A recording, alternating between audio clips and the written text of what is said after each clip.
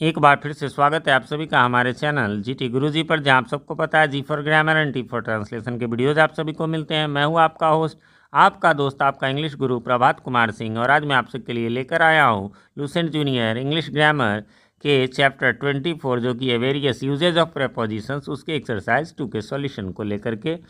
इसमें है डायरेक्शन में दिया गया fill in the blanks with appropriate prepositions given in the brackets.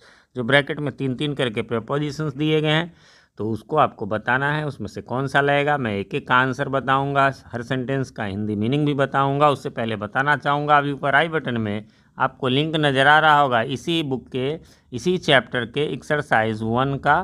तो आपने उसे नहीं देखा है तो जा कर के देख सकते हैं। बाकी प्लेलिस्ट और भी 4 ऊपर मिल जाएंगे, और जितने भी मेरे चैनल पे जो पब्लिश होते हैं वो सब के प्लेलिस्ट के लिंक बुक के नाम से ही आपको नीचे डिस्क्रिप्शन में मिल जाएगा। और उन बुक्स के अलावा एक ग्रामर टॉपिक्स इन इंग्लिश के नाम से एक मिलेगा, जिसमें आपको ग्रामर का tense, voice, narration, noun, pronoun, ये जो भी इंपॉर्टेंट टॉपिक्स हैं वो सब के बन चुके हैं एक्सप्लेनेशन वीडियोज़। ये तो आंसर वीडियो है। चलिए, तो पहला है hostels are useful dash students. इसमें मीनिंग के आधार पर है कि हॉस्टल जो है विद्यार्थियों के लिए उपयोगी होते हैं या हैं, ठीक है। तो इसलिए यहाँ पर फॉर लग गया। इट इज़ फिट, फिर वही है, फिट के साथ हमेशा समझिए फॉर लगेगा। He is fit for this post, ये वह इस पद के लिए उपयुक्त है। आई एम प्राउड, प्राउड के साथ भी आपको फिक्स्ड है। कुछ प्रेपोजिशन फिक्स्ड होते हैं कुछ रूल्स के आधार पर। I am proud of my country, ऐसे भी कह सकते हैं I am proud of you my friend, है ना। तो मुझे अपने देश पर गर्व है। He went to America dash his family yesterday, है ना। तो वह अमेरिका गया तो विथ हिज फैमिली, अपने परिवार के साथ। इन फैमिली हो ही नहीं सकता, टू हो ही नहीं सकता। The function is dash to start, है ना। अबाउट मीन्स होता है बस एकदम होने ही वाला है ना, होने को है इस अर्थ में होता है। तो कार्यक्रम जो है लगभग शुरू होने वाला है। फॉर टू स्टार्ट तो हो ही नहीं सकता, बाई टू स्टार्ट हो ही नहीं सकता। अगला है we should not spend dash our income. तो क्या, अपॉन, अपॉन तो पर होता है तो भैया करना ही पड़ेगा। एबव, एबव तो किसी चीज़ से क्या हो जाएगा। तो चलिए पहले अबाउट, अबाउट के लगभग के बारे में, तो भैया ऐसा तो है नहीं। तो अबव जो है हमारे इनकम से ज़्यादा हमें खर्च नहीं करना चाहिए। यही आजकल हो गया है लोगों का, ईएमआई पर इनकम से ज़्यादा खर्च हो जाता है। कभी कभी हमारा भी हो जाता है, तो गड़बड़ सही में हो जाती है, इसलिए आप लोग इसका ख्याल रखेंगे।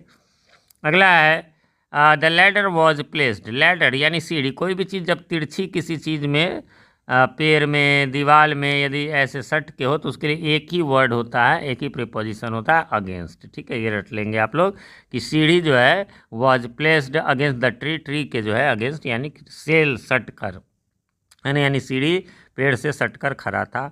ऐसा नहीं अगेंस्ट के विरुद्ध खड़ा था, इस जगह अर्थ जो है से सट कर है। Mohan has ran first and his friend ran after him. अब कहेंगे ये क्या हुआ सर, रैन आफ्टर। हाँ, कि किसी के पीछे दौड़ना, किसी के पीछे भागना तो रन आफ्टर होता है, ठीक है। तो मोहन पहले दौड़ा और उसका दोस्त उसके पीछे, तो इसलिए आफ्टर लग जाएगा।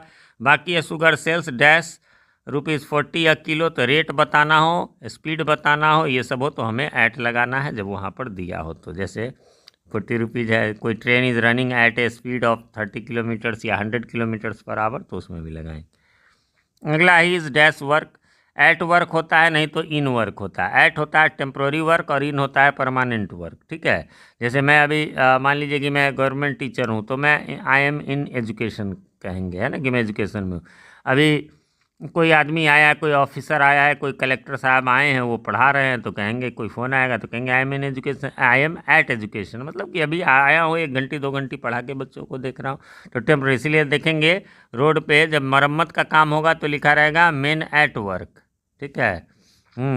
या work at progress, work at progress. लेकिन जब मेन एट वर्क तो हो गया कि भाई कोई भी काम होगा तो मेन वहाँ टेम्प्रोरली ही रहेंगे, और कहीं पर रहेगा वर्क एट प्रोग्रेस, कहीं पर रहेगा, है ना, वर्क इन प्रोग्रेस। एट वहाँ रहेगा जहाँ रिपेयरिंग होगा, और इन वहाँ पर रहेगा जहाँ पर कि वो बन रहा है, तो बनने में ज़्यादा समय लगेगा, है ना। और जो है रिपेयरिंग तो 1 दिन में हो जाएगा एक एरिया का। अगला है, इसीलिए होगा सी इज़ गुड डैश इंग्लिश। कोई खेल में, कोई पढ़ाई में, कोई विषय में अच्छा हो तो गुड के साथ एट रिटर्न, मतलब ये फिक्स्ड है, रिटर्न था, है ना। वह अंग्रेजी में, अब यहाँ एट माने में हो गया, वह अंग्रेजी में अच्छी है। There should be friendship dash us. तो यहाँ अस का मतलब हो गया हम बहुत सारे लोग, तो अमंग लगेगा, 2 के बीच में बिटवीन होता है। जैसे आगे हम लोग देखेंगे देयर इज़ नो एनिमिटी, है ना। ये आपका स्पेलिंग जो है वो बुक में जो दिया हुआ है मैं वही दिया हूँ। एक हमारे व्यूअर ने कमेंट किया था कि सर आप बुक के बारे में कमेंट न करें कि वो तो लिखने वाले हैं तो बड़े लोग मतलब बड़े नॉलेजेबल है। ऐसा नहीं है, बुक कोई भी लिखता है तो ऐसा नहीं है जो एमए कर गया वो बुक लिख सकता है। मैं कब का एमए किया हुआ हूँ, है ना, बीएड भी है, तो मैं भी लिख सकता हूँ, समय नहीं मिलता। तो ऐसा नहीं कि अब मैं हूँ या वो है तो वो परफेक्ट है, और मिस्टेक्स हो जाती हैं। तो एनिमिटी का आप लोग खुद स्पेलिंग बुक में देख लें और गूगल पे सर्च कर लें या डिक्शनरी में देख लें, ठीक है। तो देयर इज़ नो एनिमिटी यानी शत्रुता नहीं है। तो दो देश के बीच इंडिया एंड नेपाल है तो दो के बीच में बिटवीन होता है और दो से अधिक के बीच में अमंग होता है। The thief appeared dash the जज, ध्यान रखेंगे बिफोर माने के सामने। आदमी के सामने आदमी खड़ा हो तो इन फ्रंट ऑफ नहीं बोलेंगे, बिफोर ही बोलेंगे। यदि आप प्रेयर करा रहे हो अपने स्कूल में, कहेंगे I am standing in front of you तो गलत है, I am standing before you, है ना। तो यहाँ पर कि मैं आपके सामने उपस्थित हूँ, खड़ा हूँ, है ना।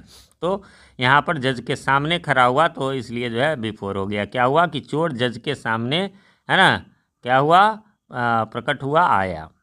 आई will start this work before April. अब इसमें देखेंगे सिंस तो नहीं, वो परफेक्ट कंटिन्यूअस में होता है, विद इन, अप्रैल के अंदर। तो यह भी हो सकता था लेकिन वो होता है जब निर्धारित कोई लक्ष्य हो तब, इसलिए बिफोर ही होगा। फिर है Amit is running dash Mohan, क्या, तो रनिंग आफ्टर भी हो सकता था लेकिन आफ्टर तो है नहीं, टू होता नहीं है रन के साथ, अगेंस्ट होता नहीं, इसलिए बिहाइंड लग जाएगा। इसका उच्चारण बिहाइंड होता है, वैसे बिहाइंड हम लोग पढ़ते हैं। तो अमित जो है मोहन के पीछे दौड़ रहा है। आगे है the ball went dash the boundary, है ना, बियॉन्ड द बाउंड्री, के पार, है ना, के उस पार हो जाता है बियॉन्ड में। तो बॉल जो है बाउंड्री के पार गया। दिस कार इज डैश मी, ध्यान देंगे, बियॉन्ड मी।